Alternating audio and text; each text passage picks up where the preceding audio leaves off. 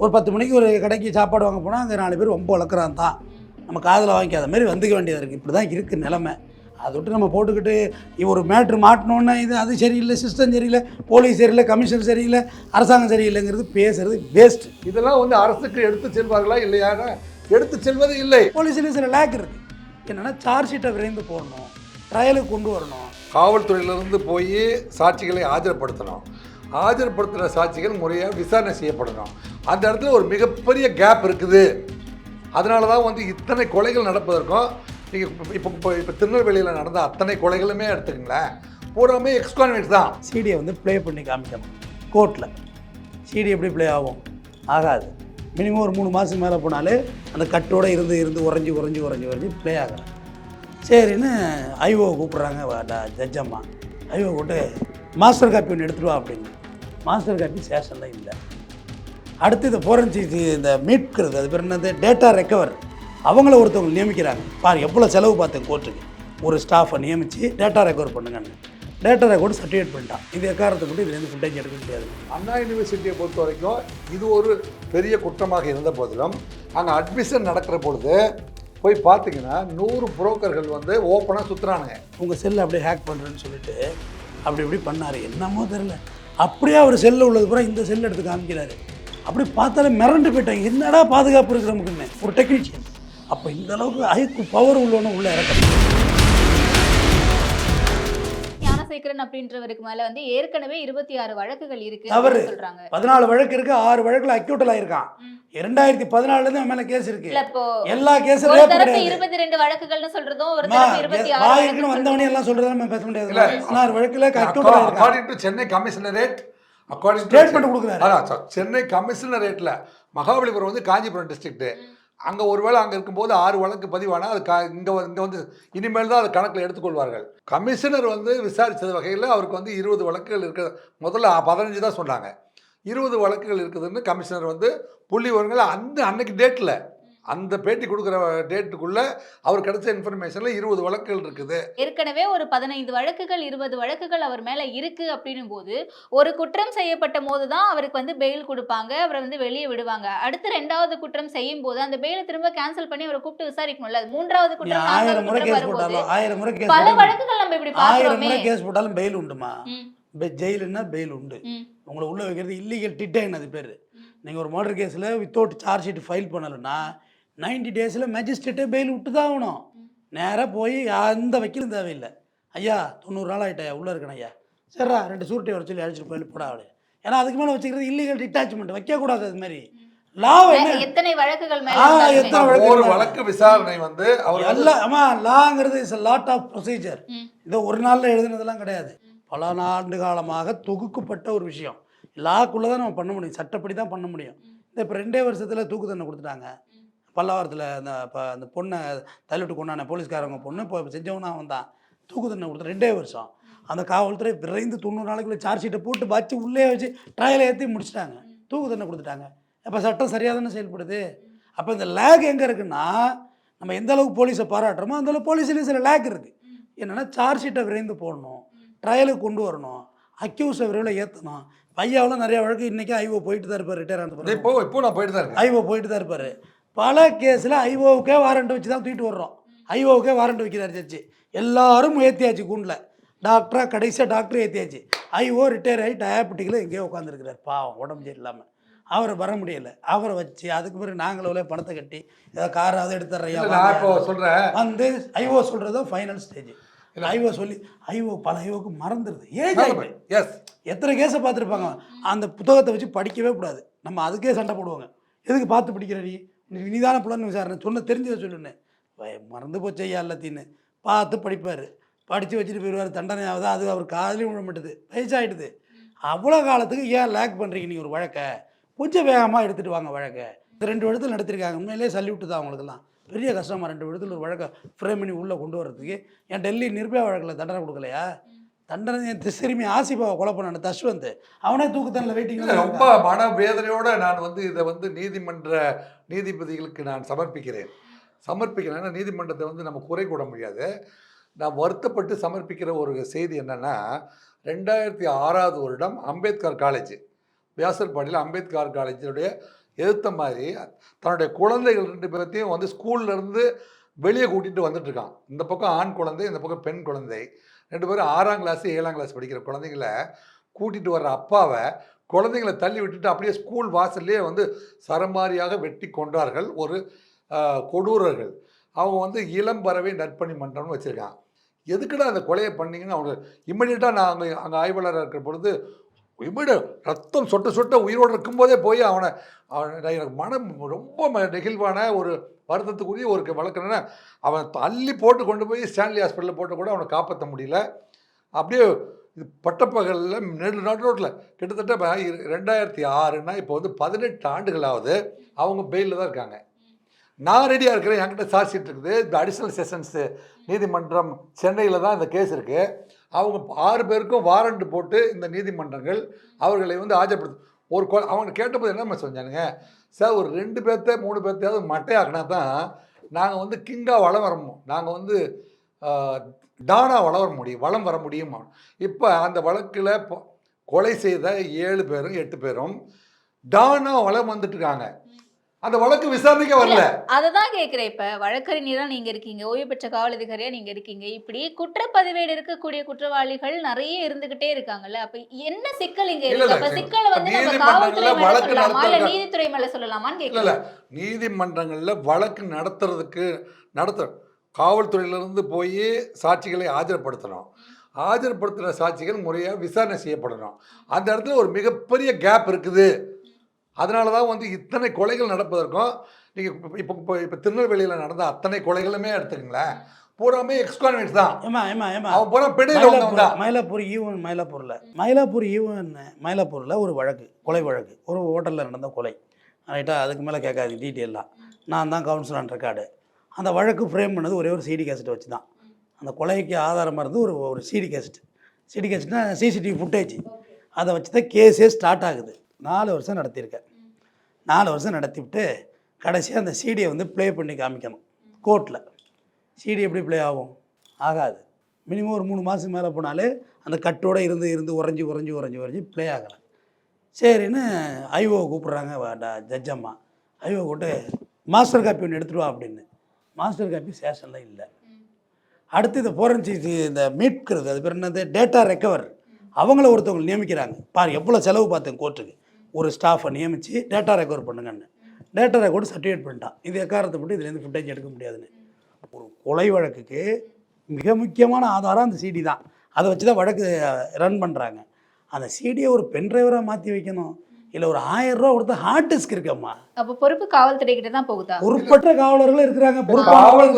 காவல்துறையில் பட்டதாரி இளைஞர்களை தேர்ந்தெடுத்து கேஸ் நடத்துறதுக்கு மட்டும் வந்து கோர்ட் கான்செப்டில் ரைட்டர் இவங்களுக்கு வந்து கிராஜுவேட்ஸ் அப்பாயிண்ட் பண்ணணும் அப்படின்னு 1000 குரல்கள் இந்த அரசை நோக்கி வைக்கப்பட்டிருக்கிறது. அரசு சற்றும் செவிசாய்க்கவில்லை.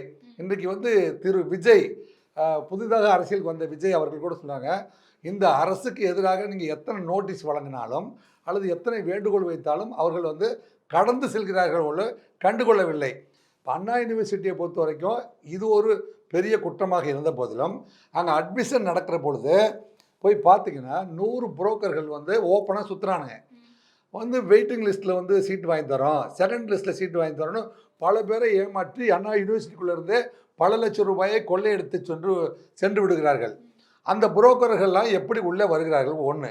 2, 435 உறுப்பு கல்லூரிகளுக்கு தலைமையகமாக இருக்கிற அண்ணா பல்கலைக்கழகத்துக்கும் மற்றும் அதனுடைய உறுப்பு பல்கலைக்கழகமாக இருக்கின்ற 6 பல்கலைக்கழகங்களுக்கும் இது வரைக்கும் துணைவேந்தர் அப்பாயின்ட் பண்ணாமல் நீங்கள் இந்த நாட்டினுடைய வளர்ச்சியே வந்து கல்வி நிறுவனங்களில் பட்டதாரிகளை உருவாக்கி உலகளாவிய அறிவாளிகளை வந்து கொண்டு வரது தான். அந்த நிறுவனங்களுக்கே நீங்கள் வந்து இந்த அரசுகள் வந்து ஆட்சி வந்து 3 வருஷம் ஆகியும் நீங்கள் வந்து பல்கலைக்கழக துணைவேந்தர் யாரையுமே நியமிக்கவில்லை. இல்லைங்க, அத்தை கூலிக்கு ஆள் பிடிச்சி யூனிவர்சிட்டி காலேஜ் நடத்துகிறீங்க. ஒரே ப்ரொஃபஸர் வந்து 6 காலேஜில் இந்த மாதிரி பொய் போட்டு சம்பளம் வாங்குகிறான். இந்த மாதிரியான அநீதிகள்லாம் அந்த அரசாங்கம், எந்த அரசாங்கம் வந்தாலும் சரி, எல்லா இன்ஸ்டிடியூஷன்லேயும் வந்து படிக்கிறதுக்கு வந்து 2 லட்ச ரூபா 3.5 லட்ச ரூபா 6.5 லட்ச ரூபான்னு ஃபீஸ் வாங்கிட்டு அங்கே போய் வாத்தியார் இல்லாத பள்ளிக்கூடத்தில் உட்காந்துட்டு வந்திருந்தானே, அது வந்து எந்த அரசு வந்திருந்தாலும் வந்து இது சரியா? நீங்கள் சொல்லுங்கள், சரியா? எனக்கு புரியுது. இப்போ நான் என்ன கேட்குறேன், இந்த மாதிரி ஒரு யூனிவர்சிட்டியோட அட்மினிஸ்ட்ரேஷன் யார் கையில் இருந்தது?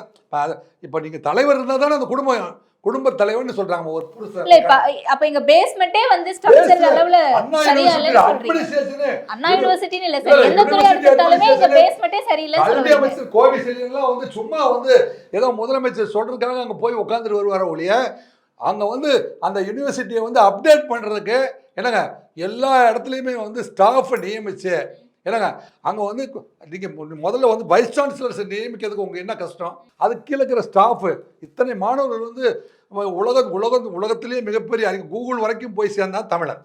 இதே ஸ்கூலில் படித்து தான் அவன் இப்போ இவ்வளவு பெரிய அறிவாளிகளை உருவாக்கக்கூடிய தளத்தில் வந்து நீங்கள் வந்து ஆசிரியர்களை வந்து அண்ணா யூனிவர்சிட்டியை மத்திய சர்க்கார் கையில் வச்சுக்கிட்டு படாதபாடுபடுத்துது. ஒரு நீராரங்கடவுள் தமிழ் தாய் எழுது பாட மாட்டேன், அங்கே ஒரு பெரிய பாலிடிக்ஸே உள்ள இருக்கு. ஒரு யூனிவர்சிட்டியை நடத்த தெரியாமல் இவ்வளோ பெரிய கல்வி நிறுவனத்தை கொலாப்ஸ் பண்ணி நாசப்படுத்திட்டு இருக்கீங்க. அங்கே நிறைய பிரச்சனை இருக்குமா.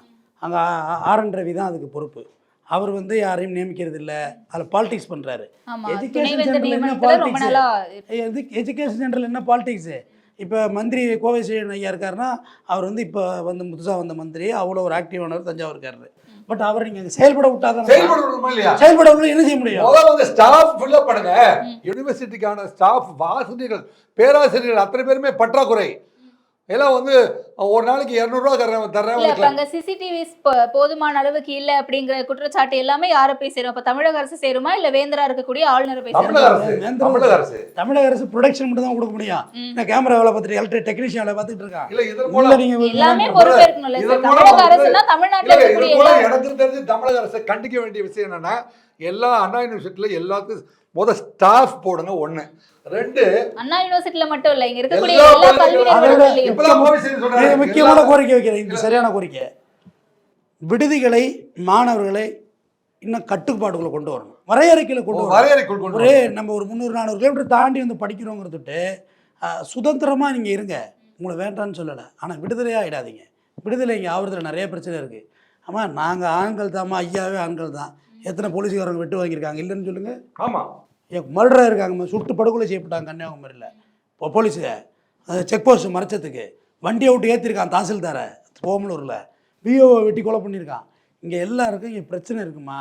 இங்கே நம்ம ஃபண்டமெண்டலாக நமக்கு சில குழப்பங்கள், இங்கே சில பிரச்சனைகள் இருக்குது, ஜாதி வர்க்க வேறுபாடுகள் இருக்குது. அதனால் நீங்களும் எந்த அளவுக்கு பாதுகாப்பாக இருக்கணுமோ அந்தளவுக்கு பாதுகாப்பாக இருக்கணும். ஒரு 600 கிலோமீட்டர் தாண்டி உங்களை நம்பி படிக்க அனுப்புனா நீங்கள் படிக்கிற வேலைகளையும் பார்க்கணும்ல. ஒரு 10 மணிக்கு ஒரு கடைக்கு சாப்பாடு வாங்க போனால் அங்கே 4 பேர் ரொம்ப வளர்க்குறான் தான், நம்ம காதில் வாங்கிக்காத மாதிரி வந்துக்க வேண்டியதாக இருக்குது. இப்படி தான் இருக்குது நிலைமை. அதை விட்டு நம்ம போட்டுக்கிட்டு ஒரு மேட்ரு மாட்டினோன்னே இது அது சரியில்லை, சிஸ்டம் சரியில்லை, போலீஸ் சரியில்லை, கமிஷன் சரியில்லை, அரசாங்கம் சரியில்லைங்கிறது பேசுறது வேஸ்ட். இல்லை, இப்போ இந்த விஷயத்தில் 2 பக்கம் பார்க்க வேண்டியது இருக்குது. காவல்துறை மேலே குற்றச்சாட்டுகளை முன்வைக்கிறாங்க. யார் இந்த சார், எஃப்ஐஆர் ஏன் லீக் ஆச்சு இப்படின்ட்டு நம்ம ஏற்கனவே டிஸ்கஸ் பண்ண பல விடயங்களை வந்து குற்றச்சாட்டாக வைக்கிறாங்க. அண்ட் சென்னை உயர்நீதிமன்றமும் கூட காவல் ஆணையர் அருண் அவர்கள்கிட்ட பல கேள்விகள் அடுக்கியிருக்காங்க. இது ஒரு பக்கம். இன்னொரு பக்கம் சென்னை உயர்நீதிமன்றம் இதை விரைந்து நடவடிக்கை எடுக்கணும்னு சொல்கிறாங்க. தேசிய மகளிர் ஆணையம் வந்து 6 மணி நேரத்திற்கும் மேலாக விசாரணை நடத்திட்டு போயிருக்காங்க. இதுக்கப்புறம் எப்படி என்னுடைய சப்மிஷன் என்ன தெரியுமா, சார்ஜ் ஷீட்டை 90 நாளைக்குள் போட சொல்லுங்கள், வழக்குக்கு வந்து தண்டனை 3 மாதத்துக்கு கொடுங்க. இது இப்போ சார் சொன்னார்ல, இதில் முரண்பட்ட கருத்து என்கிட்ட இருக்குது. நீங்கள் இதை வேகப்படுத்துனீங்க என்ன ஆகும் தெரியுமா? இப்போ இவங்களை அக்யூஸுங்கிறது விசாரணைக்கு வரட்டும், அப்ராணி சிப்ராணி நிறைய பேர் மாட்டிப்பான். 90 நாளில் சார்ஜ் ஷீட் போடுங்கிற ப்ரெஷர் போலீஸுக்கு வந்துச்சுன்னு வைங்க, தேடி தேடி பார்ப்பா, ஒன்றும் கிடைக்காது, புட்ரா அவனை 4 பேரை கேஸ் எழுதுற ஏத்துறா கொண்ட குண்டுன்னு போயிட்டே இருப்பாங்க. இந்த வழக்கை விடுங்க, இந்த வழக்கை பொதுவாக டைட் பண்ணிங்கன்னா இந்த சிக்கல் நிறைய முரண்பாடு இருக்குமா. இல்லை, இப்போ இந்த 90 நாளுக்குள்ள அப்படின்ற ப்ரெஷரில் இப்போ யார் அந்த சார் உண்மையாகவே இருக்காரா இல்லையான்றது இன்வெஸ்டிகேஷனில் தான் தெரியும். அதுவும் மறைக்கப்படுறதுக்கான வாய்ப்புகள் இருக்குல்ல. ஒரு மறைக்கப்படுவது இருக்குல்ல, பிடிக்கப்படுறதுக்கே வாய்ப்பு இருக்காதுமா. ஒரு விசாரணைக்கு அந்த போலீஸுக்கு ஐடியலான டைம் கிடைக்கணும். அந்த ஒரு வழக்கு பாரதிராஜன் இருக்குன்னா அந்த ஒரு வழக்கை தான் அவரை பார்க்க சொல்லணும். அதுக்கடையில் ஒரு பந்தோபஸ்து, அதுக்கடையில் அங்கே, அதுக்கடையில் இங்கே, அதில் ஒருத்தர் ஜெயின் அறுத்து விட்டான், அங்கே கிள்ளி விட்டான், பண்ண முடியாது. நீங்கள் ஒரு பெட்டிஷன் கொண்டு வச்சு நிற்பீங்க டெய்லி. இந்த ப்ரெஷர் இருக்குது. போலீஸில் நிறைய ஆள் எடுக்கணும், திறமையான இளைஞர்கள் எடுக்கணும், டெக்னிக்கல் தெரிஞ்சவனே இல்லை. வழக்கு நடத்துறதுக்கு ஆள் இல்லை, வேலைக்கு ஆள் இல்லை. ஒரு நான் டாக் ஷோ பார்த்தேன். ஒருத்தர் வந்தார், உங்கள் செல்லை அப்படியே ஹேக் பண்ணுறேன்னு சொல்லிட்டு அப்படி இப்படி பண்ணார். என்னமோ தெரில, அப்படியே அவர் செல்லில் உள்ளது பூரா இந்த செல் எடுத்து காமிக்கிறாரு. அப்படி பார்த்தாலே மிரண்டு போயிட்டாங்க. என்னடா பாதுகாப்பு இருக்குது நமக்குன்னு. ஒரு டெக்னீஷியன் அப்போ இந்த அளவுக்கு ஐக்கு பவர் உள்ளவனு உள்ளே இறக்கணும். இறக்குனா தான் நீங்கள் அக்யூஸை பிடிக்க முடியும். சைபர் கிரைம்லாம் நிறைய ஆகிட்டுமா. Hello bank officer ATM card renewal பண்ணுங்கிறான், பணம் போயிடுது. தட்டினா ஒரு லிங்கை தொட்டால் பணம் போயிடுது. அப்போ இவ்வளோ பாதுகாப்பு குறைவாக இருக்கிறது வந்து நம்ம இன்னும் திறமையானவர்கள் உள்ள இளைஞர்களை இல்ல அப்ப அது நம்ம திறமையானவர்கள் உங்ககிட்ட தான் கேட்கிறேன். திறமையானவர்கள் இல்ல அப்படின்னு எடுத்துக்கலாமா, இல்ல இருந்தும் பயன்படுத்தப்பட மாட்டேங்கிறார்கள் அப்படின்னு எடுத்துக்கலாமா? Insufficient man power of police தான் வந்து இத்தனைக்கும் காரணம். ஏன்னா மேன் பவர் வந்து ஒரு காவல் நிலையத்தில் வந்து ஒரு 100 பேரை மெயின்டைன் பண்ணுறதுக்கு ஒரு காவலர் அப்படின்னு இருக்குது. நம்ம ஆள் எவ்வளோ பேர் தெரியுமா மெயின்டைன் பண்ணுறாங்க? ஒரு ஆள் வந்து 198 பேரை மெயின்டைன் பண்ணுறாரு. 100 பேரை மெயின்டைன் பண்ணுறதுக்கு ஒரு காவலர்னு வச்சுக்கங்களேன். 198 பேருக்கு ஒரு காவலர் அப்படின்னு. ஆனால் அந்த காவலர் வந்து வேறு டியூட்டிக்கு போயிடுவார். அப்போ வந்து சர்வேலன்ஸில் இந்த நாடு வந்து கண்ட்ரோல் இல்லை. மாநில முதல்வர் தான் வந்து எப்போவுமே வந்து போலீஸ் துறையை வந்து உள்துறை கையில் வச்சுக்கிறாரு. அவர்கிட்ட வந்து யாரும் போய் தைரியமாக எந்த டிஜிபி டிஐஜிலாம் எங்களுக்கு மேன் பவர் இல்லை. கோர்ட்டில் இவ்வளவு ஆணவ படுகொலைகளுக்கும் இத்தனை காரணம் வந்து பார்த்திங்கன்னா ஒவ்வொருத்தனும் கேஸில் போய் ஆஜராகிறானே. என் மேலே 19 வழக்கு இருக்குது, என் மேலே 27. இப்போ நீங்கள் வரிசையாக ஆம்ஸ்டாங் வழக்குலேருந்து அண்ட் இன்டெலிஜென்ஸும் இதெல்லாம் பார்த்துக்கிட்டே தான் இருக்கு. இன்டெலிஜென்ஸ் வந்து நித்திரை இன்டெலிஜென்ஸ் பேர் நித்திரை போகிற இன்டெலிஜென்ஸ் ஆயிடுச்சு. இப்போ ஏன் அவ்வளோ பெரிய நித்திரை என்று எனக்கு தெரியவில்லை.